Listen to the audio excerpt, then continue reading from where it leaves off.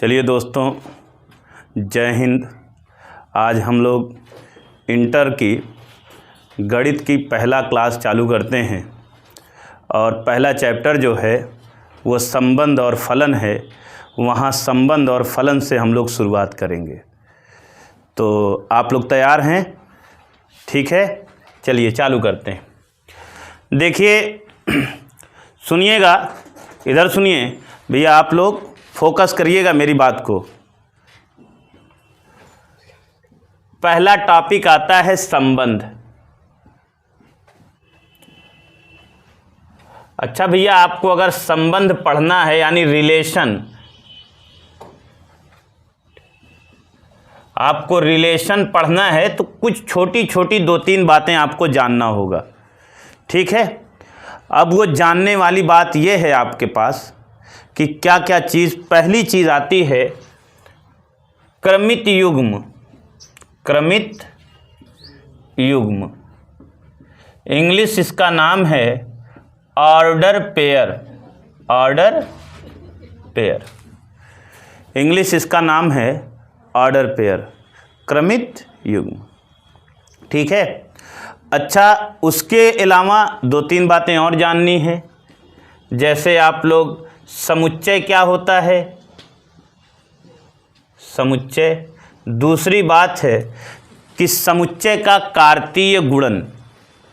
समुच्चय का कार्तीय गुणन। जब तक ये तीनों चीज़ आप नहीं जानेंगे तब तक आप संबंध नहीं स्पष्ट कर पाएंगे। ठीक है, जब तक आप ये तीनों चीज़ नहीं जानेंगे तब तक आप संबंध स्पष्ट नहीं कर पाएंगे। क्लियर है? तो अभी तक मैंने आपको बताया कि आपको क्या क्या पढ़ना है। पहला चैप्टर से हम लोग शुरुआत कर रहे हैं और शुरुआत क्या है? संबंध और फलन यानी रिलेशन और फंक्शन। तो रिलेशन हम लोग पढ़ाने चल रहे हैं, फिर रिलेशन के बाद फंक्शन पढ़ेंगे, यानी रिलेशन का मतलब संबंध हम लोग पढ़ेंगे। तो संबंध का में पढ़ने के लिए 2 से 3 बातें आपको पता होना चाहिए। क्रमित युग्म क्या होता है, समुच्चय क्या होता है, कार्तीय गुणन क्या होता है। ठीक है, तो अब पहली चीज़ जो शुरुआत का है वो है समुच्चय। समुच्चय, आपको समुच्चय के बारे में मैं थोड़ी सी बात बता देता हूं। जैसे समुच्चय को इंग्लिश में सेट कहते हैं, सेट। ठीक है, अब एक चीज़ बताइए आप, दुनिया में जितनी भी चीज़ें हैं सब वस्तुएं हैं। दुनिया में जितनी भी चीज़ें हैं सब क्या हैं? वस्तुएं। अच्छा, एक बात और आप ध्यान से बताइए। वस्तुएं जैसे आप कौन सी चीज़ कह सकते हैं? मैं ये कह दिया किताब, वस्तु। राम श्याम, वस्तु। अब कहोगे राम श्याम कैसे वस्तु सर? सजीव वस्तु हैं भैया। मैंने कह दिया कार, मोटरसाइकिल, पेन, किताब, कॉपी, डेस्क, बेंच, ठीक है, मोबाइल, ये सब चीज़ें क्या हैं? वस्तुएं आएंगी। ठीक है। अच्छा, इसी को केमिस्ट्री के लैंग्वेज में तत्व कहते हैं। यानी दुनिया में जो भी चीज़ें बनी होंगी, दुनिया में जो भी चीज़ें बनी हैं वो तत्वों से मिलकर बनी हैं। ठीक है ना, आप ये जानते हैं। अच्छा, आप तीनों बातें ध्यान से सुन लीजिए। चाहे कोई वस्तु कहे, चाहे कोई तत्व कहे या कोई अवयव कहे, तीनों एक ही शब्द है। तीनों एक ही शब्द है। अब परिभाषा देखते हैं समुच्चय की। वस्तुओं के सुपरिभाषित, वस्तुओं के सुपरिभाषित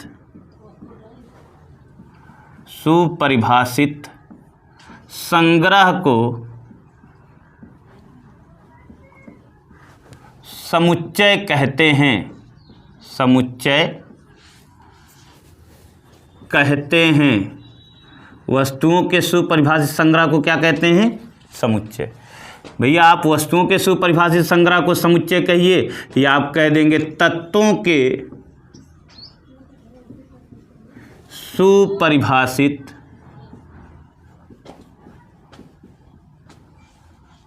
संग्रह को समुच्चय कहते हैं। या हो सकता है कोई व्यक्ति ऐसा भी हो, वो बोल देगा अवयव के सुपरिभाषित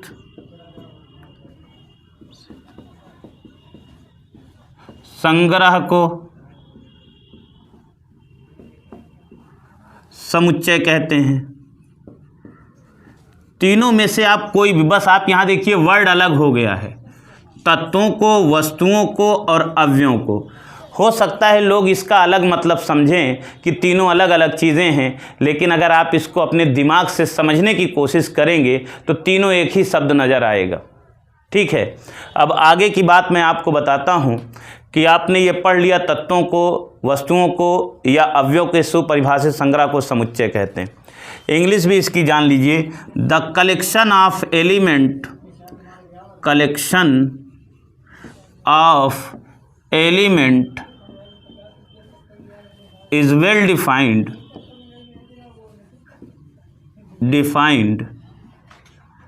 is called set, is called set। ये तो भैया परिभाषा है, लेकिन इसमें सबसे बड़ी बात मैं आपको जो बताने जा रहा हूँ कि भैया परिभाषा से आप समझ नहीं पाओगे। अब मैं इसके लिए आपको ट्रिक बताता हूँ कि आप पहचानोगे कैसे कि समुच्चय है या नहीं, कैसे पहचानोगे। ठीक है, तो उसके लिए सबसे बड़ी बात है, मेरी इस बात को एकदम फोकस करना। दुनिया की कोई भी चीज़ हो, दुनिया की कोई भी चीज़ हो, चाहे वो एक खे हो, चाहे वो एक हो, चाहे ढेर सारी संग्रह हो, वस्तुओं का ढेर सारा संग्रह हो। आप जान गए, दो बात मैंने बोली है, दुनिया की कोई भी चीज़ हो, चाहे वो एक हो, चाहे ढेर सारी हो, अगर उसके बारे में आपको पूरी जानकारी है तो ही वह समुच्चय है। अब कहोगे सर पूरी जानकारी, हाँ पूरी जानकारी का ये मतलब उसके बारे में आपको पूरी चीज़ें पता है। अब पहली बात तो ये है, दुनिया की हर एक आदमी को सब चीज़ें नहीं पता हो सकती, तो भैया वो पता तो कर सकता है ना, कहीं से आप पूछ लो, कोई बुक से आप देख लो, किसी बुक से आप पढ़ लो, आप गूगल करके देख लो, अगर उसके बारे में पूरी जानकारी मिल जाए तो वह समुच्चय है, अन्यथा समुच्चय नहीं है। क्लियर है ना। अब देखिए आगे की बात, मैं दो एग्जाम्पल लेता हूँ, दोनों से आप समझने की कोशिश कीजिएगा। पहला एग्जाम्पल यहाँ पे ये मैं लिख रहा हूँ कि कक्षा 10 के विद्यार्थियों का समुच्चय, विद्यार्थियों की संख्या, कक्षा 10 के विद्यार्थियों की संख्या।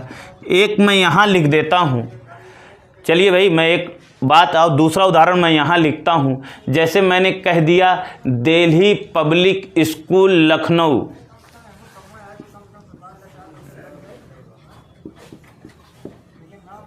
DPS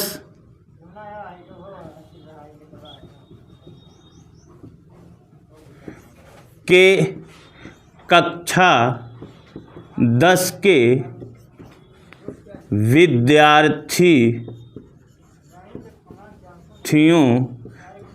की संख्या। देखिएगा, सुनिएगा, दोनों में अंतर देखिएगा। मैंने यहाँ लिखा कक्षा 10 के विद्यार्थियों की संख्या। आप भैया कक्षा 10 कहाँ खोजोगे, कहाँ खोजोगे कक्षा 10? सरदार पटेल इंटर कॉलेज में आप जाओगे पता करने, कि अकबरपुर जाओगे हैं, कि आप अयोध्या जाओगे, मुरादाबाद जाओगे, फैजाबाद जाओगे, कहाँ जाओगे पता करने? कहीं क्लियर नहीं है ना कि कौन से विद्यालय के कक्षा 10 के विद्यार्थियों की संख्या। पूरी जानकारी यहाँ नहीं है। अरे भाई पूरी जानकारी है? नहीं है, कतई नहीं है यहाँ पे, क्योंकि आप कहाँ खोजोगे विद्यालय? आपको जिसने भी बताया कि कक्षा 10 के विद्यार्थियों की संख्या, तो आपको स्कूल उसने नहीं बताया, पूरी जानकारी ये नहीं पता है, तो ये समुच्चय नहीं होगा। लेकिन इसी के विपरीत आप देखोगे दिल्ली पब्लिक स्कूल लखनऊ, हम लोगों ने हो सकता है कि पहली बार सुना हो दिल्ली पब्लिक स्कूल लखनऊ।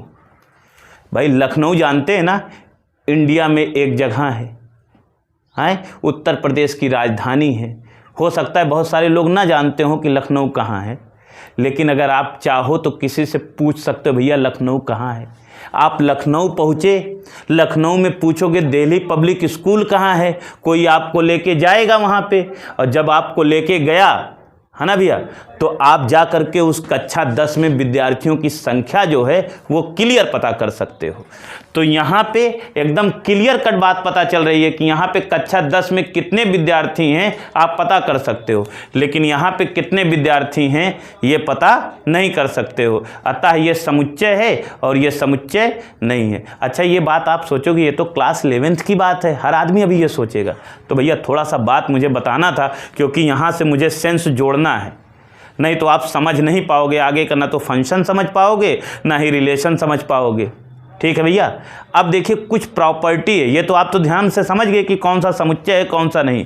ये पहचानने का तरीका मैंने बताया था, समुच्चय पहचानने क्या तरीका मैंने बताया कि दुनिया में कोई भी चीज़ हो, चाहे एक हो चाहे इतनी हो जिसको आप गिन ना सको, ठीक है, अगर उसके बारे में आपको पूरी जानकारी हो गई तभी वह समुच्चय होगा। अब कहोगे कैसे जानकारी हो सकती है? किसी से पूछ लो, किताब पढ़ लो, समझ रहे हो, या आप गूगल कर लो। भाई तीनों जगह से कहीं ना कहीं तो पता ही चल ही जाएगा। अगर आपको पता चल जाता है, उसके बारे में पूरी जानकारी है, तो वह समुच्चय है, अन्यथा वो समुच्चय नहीं है। क्लियर कट बात। अब मैं आता हूँ कुछ प्रॉपर्टी पे। ये प्रॉपर्टी आप पढ़ेंगे तो आगे की कुछ चीज़ें आपको समझ में आएंगी। अब चलिए मैं यहाँ पे थोड़ी बात को एक आध बार थोड़ी सी बात को ध्यान से सुनते हुए कुछ प्रॉपर्टी, जैसे समुच्चय है, मैंने यहाँ एक शब्द लिखा है भैया समुच्चय। समुच्चय को हम का मतलब हम ही नहीं, आप भी, दुनिया का हर एक आदमी, इवन जो बुक लिख रहा है वो भी, समुच्चय को हम अंग्रेजी वर्णमाला के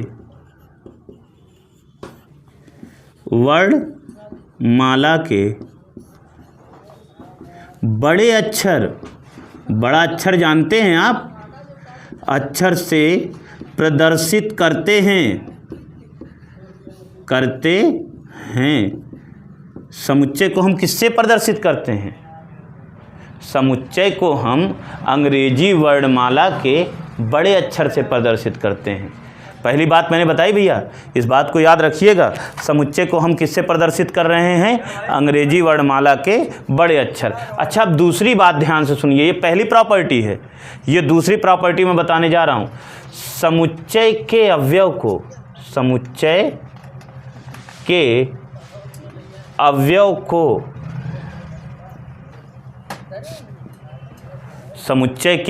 अवयव को अंग्रेजी वर्णमाला के छोटे अक्षर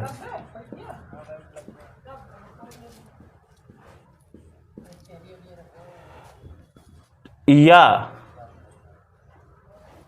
तथा संख्याओं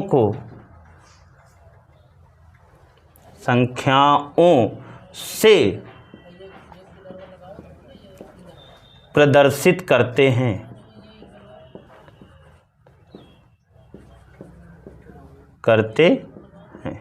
मैंने ये बोला, दो बातें मैंने बोली है। समुच्चय को हम अंग्रेजी वर्णमाला के बड़े अक्षर, अब बड़ा अक्षर क्या होता है आप जानते हैं, A B C से लेके कहाँ तक, X Y Z। बहुत से महान भाव ऐसे भी हो सकते हैं ना, यहाँ पे जो बैठे हुए हैं वो ये सोचेंगे ना कि सर D से नहीं प्रदर्शित कर सकते, वो मुझसे प्रश्न पूछेंगे सर D से नहीं कर सकते, तो मैं कह सकता हूँ भैया कर सकते। सर आपने लिखा क्यों नहीं? अरे भैया नहीं लिखें तो इसका मतलब डैश डैश डैश। बचपन में तो कभी पढ़ा रहा होगा, खाली स्थान को भरो। खाली स्थान भरने का मतलब यहाँ डी भी भराएगा, ई भी आएगा, एफ भी आएगा, एन पी क्यू आर जो भी आप समझ लें, यानी कहाँ तक, एक्स वाई जेड तक। कोई भी बड़ा अक्षर है ए से जेड तक वो समुच्चय को प्रदर्शित करेगा। अब दूसरी बात मैंने यहाँ लिखी है, समुच्चय के अवयव को, किसको? समुच्चय के अवयव को अंग्रेजी वर्णमाला के छोटे अक्षर तथा संख्याओं से प्रदर्शित करते हैं। मतलब अब जो अवयव होगा वो चाहे A, B, C, D, X, Y, Z, small लिखा है मैंने सब यहाँ पे, या कोई संख्या 2, 3, सर 0.5 उसको भी भैया, 1/2 उसको भी भैया, 3/2, मतलब कोई भी संख्या हो, ठीक है। यानी अगर कोई संख्या है या अंग्रेजी वर्णमाला का छोटा अक्षर है तो वह समुच्चय में अवयव को प्रदर्शित करेगा। समझ में आया 2 बातें। अब तीसरी बात जो बताने जा रहा हूँ, बहुत गजब की बातें, समझने की कोशिश कीजिएगा। तो थोड़ा सा मैं इसको इरेज कर दूँ कि अगर आपको कुछ नोट वोट करना है या कुछ समझना है, कुछ नोट करना होगा तो आप नोट कर सकते हैं। मैं थोड़ा सा हट जाता हूँ, ठीक है।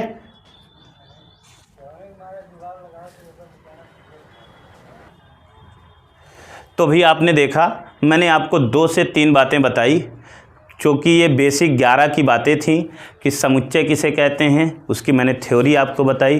The collection of element is well defined is called set. It's mean वस्तुओं के सुपरिभाषित संग्रह को समुच्चय कहते हैं, या अवयव के सुपरिभाषित संग्रह को समुच्चय कहते हैं, या वस्तुओं के सुपरिभाषित संग्रह को समुच्चय कहते हैं। आप कोई भी चीज़, तत्वों के सुपरिभाषित संग्रह को समुच्चय कहते हैं। यहाँ पे आपका बहुत ज़्यादा मैथमेटिक्स में यूज़ होने वाला शब्द होगा अवयव या एलिमेंट।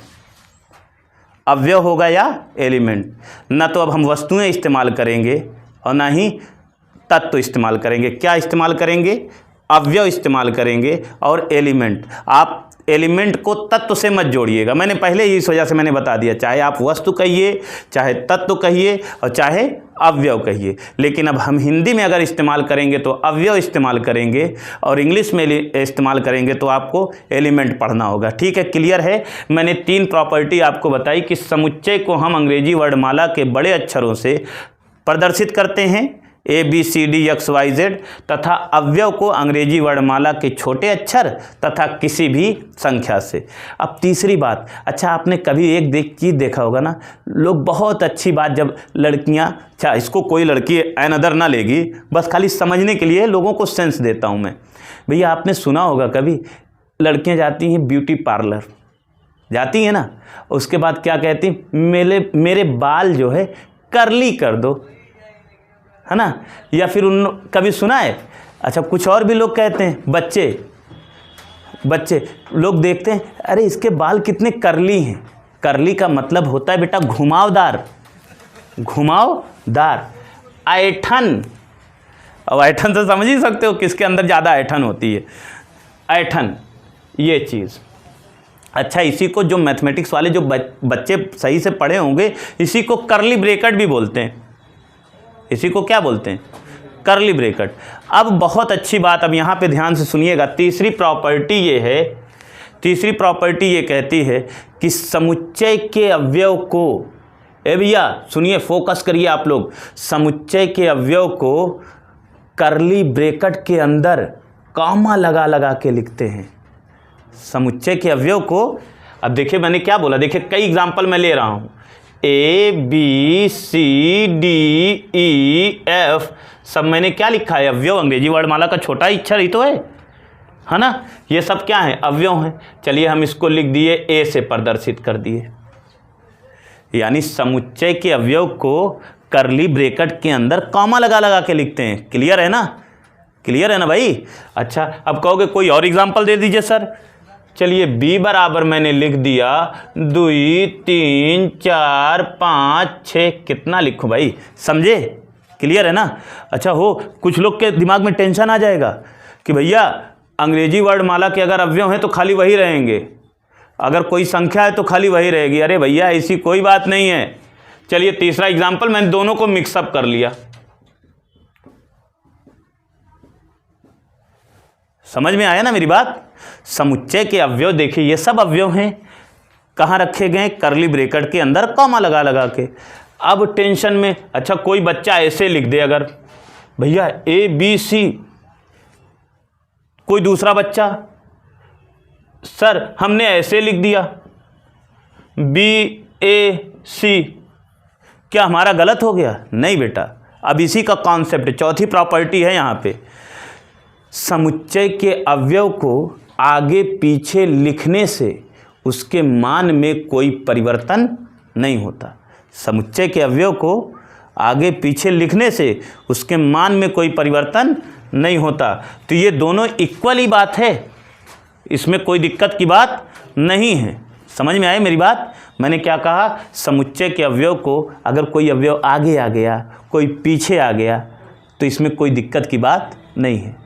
यानी उसको क्रम में आगे पीछे लिखने से उसके मान में कोई परिवर्तन। अच्छा, 5वीं प्रॉपर्टी और मोस्ट इंपॉर्टेंट प्रॉपर्टी है जिसका यूज़ लोग ये समझते हैं कि इसका कोई रोल यूज़ नहीं है। आगे आप पढ़ोगे ना तो बहुत ज़्यादा रोल होता है इसका यूज़ फंक्शन वगैरह में। अच्छा, ये बात को सुनिएगा, अगर कोई अवयव ना भैया एक से अधिक बार आ जाए, मैंने देखिए कोई अवयव एक से अधिक बार आ जाए तो उसे हम एक ही बार लिखते हैं, दुनिया ये जानती है। समुच्चय का नियम ये कहता है कि अगर कोई अवयव एक से अधिक बार आए उसे हम कई बार लिखते हैं, एक बार लिखते हैं। लेकिन इसके विपरीत भी बात सुन लीजिए, यदि कोई अवयव एक बार आया है, अगर हमें उसकी 50 बार आवश्यकता है लिखने की तो हम 50 बार भी लिख सकते हैं। ये वाला पॉइंट, ये वाला दिमाग में घर कर लीजिएगा एकदम कायदे से। क्या बात मैंने बोली? यदि कोई अवयव 25 बार आता है तो उसे एक बार लिखते हैं, क्लियर है। लेकिन अगर कोई अवयव एक बार आया है, हमें उसे 25 बार लिखने की ज़रूरत है तो हम 25 बार पुनः लिख सकते हैं। ये बात इंपॉर्टेंट है, क्लियर है, समझ में आ गया? तो आप ये देखें, ए बराबर मैंने क्या लिखूंगा, ए 2 बार आया है एक ही बार लिखूंगा, बी 4 बार आया एक ही बार, सी एक बार, कोई दिक्कत नहीं, दोनों सेम है, क्लियर है। अब बेटा ये समुच्चय 11th की बातें थी, मैंने सेट थ्योरी पढ़ाई है थोड़ी सी। अब यही जानकारी आपको मुझे पढ़ाना है रिलेशन एंड फंक्शन, उसमें यूज़ होगा। आप ये मत सोचिएगा कि मार साहब बेवकूफ़ बना रहे थे मुझे। बेटा मैं आपके भविष्य के लिए, क्योंकि देखिए मैं अगर यहाँ पढ़ा रहा हूँ, बहुत लोग पढ़ा रहे होंगे, ऐसा नहीं है, तो बस आपके लिए। अब आप आगे देखिएगा, अगर आपको समझ में ना आए तो जो कहिएगा सो मैं हार जाऊँगा, ठीक है। इतनी बातें अगर हो गई है, मैं इसको इरेज करता हूँ। कोई चीज़ अगर नोट वोट करना है आप इसको नोट कर सकते हैं। जो बच्चे नोट्स बनाना चाहते हैं तो आप इसको नोट्स बना सकते हैं। तो भैया देखिए, मैंने आपसे कहा था, मैंने थोड़ी बहुत सेट के बारे में बेसिक बातें बताई। वैसे सेट थ्योरी बहुत ढेर सारी चीज़ें होती हैं, मैं क्योंकि मुझे संबंध पढ़ाना है, अब उसके लिए आगे की बात ध्यान से सुनिए, क्या चीज़ें अब मैं बताने जा रहा हूँ। है बेटा, दो समुच्चय का कार्तीय गुणन, एक चीज़ है ये आपको बताना है, और दूसरी चीज पहले, इसके पहले आपको बतानी है क्रमित युग्म, ऑर्डर पेयर। क्रमित युग्म मतलब ऑर्डर पेयर। अब भैया है, आपने क्रमित युग्म का मतलब जानते क्या होता है? जोड़ा। युग्म का माने क्या होता है? जोड़ा। ए भैया, आपने ये कभी ये वर्ड सुना है जोड़ा? गांव देहात में या हमारे पूर्वज बहुत प्यार से इस्तेमाल करते हैं, कहते हैं ना कि जोड़ा, कितना अच्छा जोड़ा है। भगवान ने, गाना भी बहुत ज़्यादा बना हुआ है, भगवान ने क्या कैसे पता नहीं गाना है, रब ने भी बनाई क्या जोड़ी करके है। भाई मुझे तो नहीं आता, बस ध्यान से सुनिए। जोड़ा उसी को कहते हैं, जोड़ा मतलब दो लोग, ठीक है। तो यदि दो अवयव को मैंने बोला था, याद करिए सेट में, कि अब मैं एलिमेंट तत्व नहीं बोलूंगा, अवयव बोलूंगा। यदि दो एलिमेंट को, ठीक है, क्रम के साथ जोड़े के रूप में लिख दिया जाए तो उसे क्रमित युग्म कहते हैं। यदि दो अवयव को क्रम के साथ जोड़े के रूप में लिख दिया जाए तो उसे क्या कहते हैं? क्रमित युग्म कहते हैं। अब आपको मैं जैसे ये लिख दिया अच्छा हाँ, यदि दो अवयव को क्रम के साथ जोड़े के रूप में छोटे ब्रैकेट के अंदर कॉमा लगा के लिखते हैं, दो अवयव को छोटे ब्रैकेट के अंदर कॉमा लगा के रखते हैं, क्रमित युग्म कहलाता है। तो ए कॉमा बी, समझ गए आप? अच्छा, आप क्रम का एक मतलब ये मत समझिएगा सर ए के बाद बी ही आना चाहिए। अरे भाई, आप ए के बाद यल इस्तेमाल कर लो, ए के बाद अच्छा, आप कहोगे सर मुझे यल से नफरत है, मैं यल नहीं इस्तेमाल करना चाहता। भैया आप भी इस्तेमाल कर लो। अच्छा, दूसरा आदमी बोलेगा सर आप बार बार ए को क्यों फेवर कर रहे हैं, बार बार ए को क्यों रख रहे हैं। अरे भाई मैं मना किया हूँ तुमको, भारत एक स्वतंत्र देश है, ठीक है। ए के बजाय तुम अल्फा इस्तेमाल कर लो भैया, अल्फा के साथ मैं पी लिखूंगा। ये क्रमित युग्म है, यानी दो अवयव हो गए, है ना। छोटे ब्रैकेट के अंदर कॉमा लगा के लिख दिया, ये क्या कहलाया भैया, क्रमित युग्म। ठीक है, क्लियर है बेटा, कोई दिक्कत।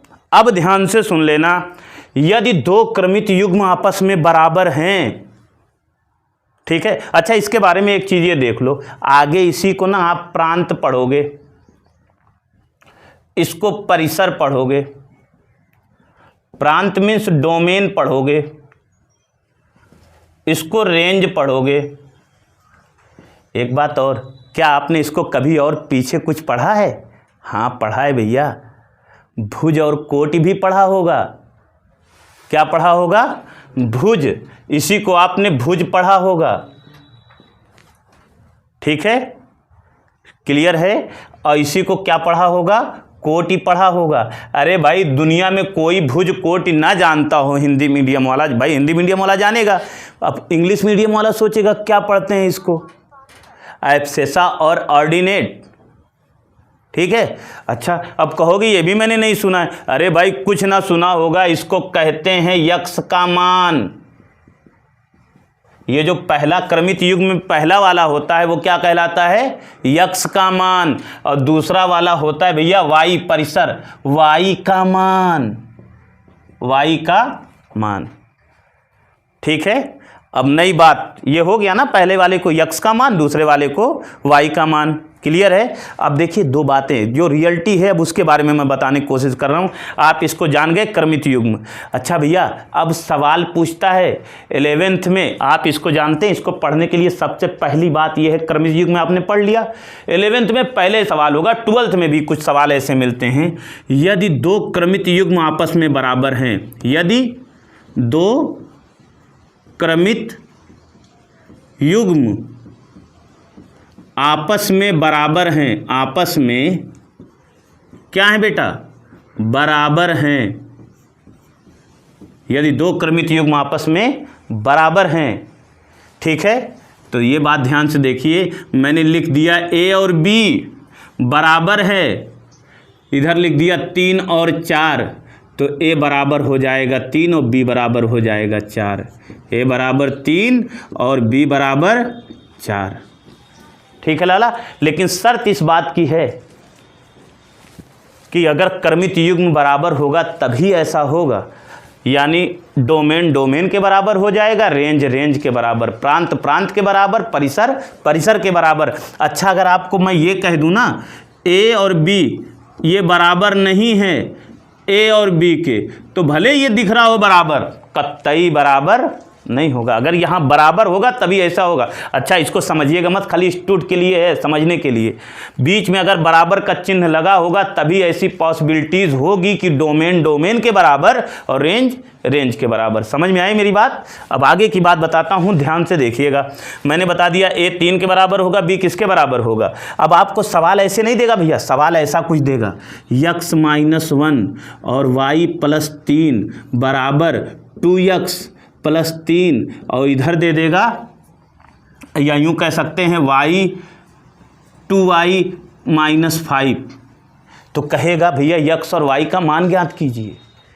यक्स और y का कुछ नहीं, ये डोमेन मैंने बताया, ये डोमेन किसके बराबर होगा, यानी x -1 बराबर होगा 2x +3, यही तो होगा।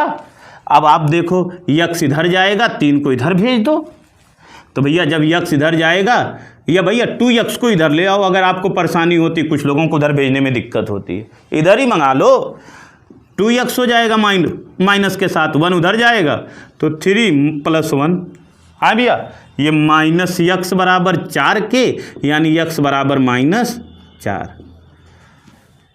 ठीक है साहब। सुनिएगा आगे, फिर अगला ये x की वैल्यू फाइंड हो गई भाई, y की वैल्यू के लिए देख लीजिए, यानी y + 3 बराबर 2y - 5। हाँ भैया, इधर मंगाएं y - 2y - 5 इधर -3 equals to -8 -y minus cancel y बराबर 8। आप जान गए यदि दो क्रमित युग्म आपस में बराबर होगा तो डोमेन डोमेन के बराबर होगा और रेंज रेंज के। अब भैया एक बात और खाली लास्ट और फाइनल पॉइंट बताता हूँ, मामला इसी पे आगे नेक्स्ट वीडियो के लिए हम लोग नेक्स्ट वीडियो में बात करेंगे। ये लास्ट पॉइंट क्या है इसके बारे में। भैया ये क्रमित युग्म बनता कैसे है, प्रश्न इस बात का है। अरे भैया क्रमित युग्म है ना, बना कैसे, हम इसको बनाए कैसे सर, हमें ये नहीं पता है। तो अब सुनिए बनता कैसे है। आपने अगर यदि हमारे पास दो समुच्चय हों, कौन सा समुच्चय हो, दो समुच्चय, ए बराबर मैंने ले लिया ABC एक समुच्चय, बी बराबर ले लिया दूसरा समुच्चय 1 2 3, है ना, ले लिया, ठीक है। अब इसी के बारे में पहले ध्यान से सुन लीजिए। अब इसका आपने आपस में गुणा करा दिया A क्रॉस B। अच्छा इसी को कहते हैं ना भैया दो समुच्चय का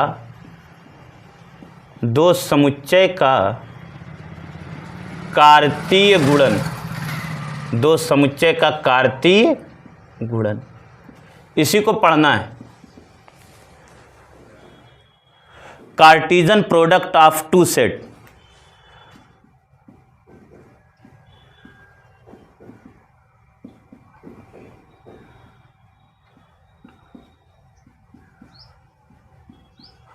Cartesian product of two set.